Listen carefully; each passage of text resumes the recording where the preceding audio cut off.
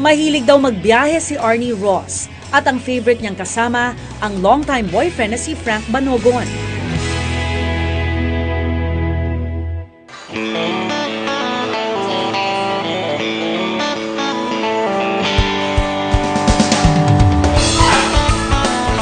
Ngayong araw, nasa amusement park sa Tagaytay City ang dalawa.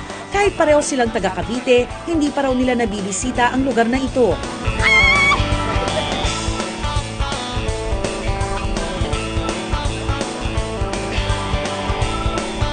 Nilalanggam na ako. Grabe na to.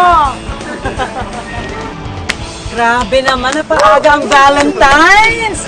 Nainggit naman ako. And this is... Si Frank po, boyfriend ko. Finally, hi Frank. How are you? Gano'ng katagal na ba ang relationship? 8 years and a half po. 8.5 years. First horse ride together? Opo, Yes po. College sweethearts daw ang dalawa. Kwento sa akin ni Frank, unang beses pa lang daw niyang makita si Arnie, alam na niyang she's the one. Anong qualities ba ang meron si Arnie na talagang nagpahulog sa'yo? Nakita ko lang siya sa hallway ng building namin before. Na dumadaan sa classroom, gano'n. Then nung unang kita ko sa kanya, sabi ko, parang, that girl, I will marry. Sabi ko, parang May rin agad. Hindi, meron gano'n. Parang, Nagulat ko na sa parang Australia, siya na, sabi ko. Ilang months ang ligawan? Siguro Years, mga months? Nakangiti. Days? 3 months. 3 months. At bakit ka napasagot ni Frank naman? Ba't mo siya nagustuhan? Ewan ko ba dito? Hindi kasi dati po, mahilig siya, may banda siya.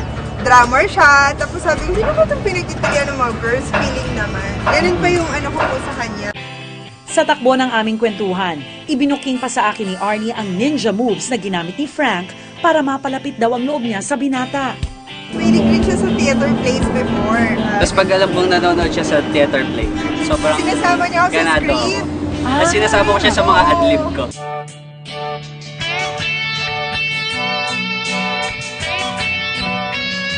Actually, sobrang thankful ako kay Lord dahil ikaw yung binigay niya sa akin. I knew when I first saw you na ikaw na yung binigay ni Lord sa akin.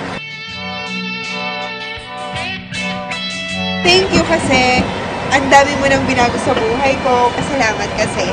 Nandiyan ka pala. I love you! Love you. Love ya.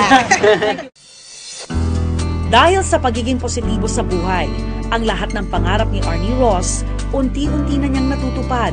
At sana, magpatuloy ang kanyang tagumpay sa harap o likod man ng kamera. Anong aral ng tunay na buhay ni Arnie Ross?